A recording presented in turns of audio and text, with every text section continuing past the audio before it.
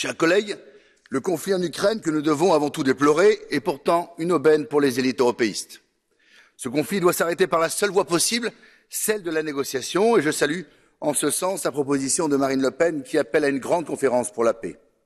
En France, d'autres voix s'élèvent enfin pour nous expliquer que l'application des accords de Minsk aurait pu nous éviter cette tragédie.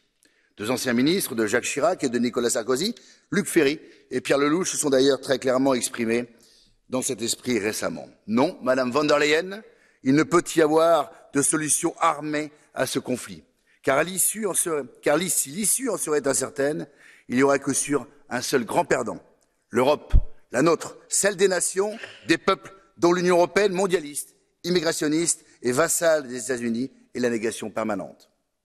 Mais sans doute du côté de la Commission ou dans ses travées, certains préfèrent une bonne guerre à une mauvaise paix. Pourtant, la paix n'a pas de prix. Et puisqu'on parle de prix, l'Ukraine ne doit pas être le prétexte d'un nouvel impôt européen, puisque les Européens doivent, paraît-il, comme partout dans le monde, avoir vocation à payer des dégâts dont ils ne sont pas à l'origine.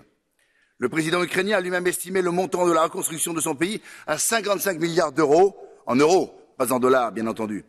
Rappelons-nous tout de même le récent rapport de la Cour des comptes de l'Union européenne, pourtant particulièrement inspiré par des vues européistes, qui s'est montré d'une très grande sévérité sur la corruption gouvernementale en Ukraine.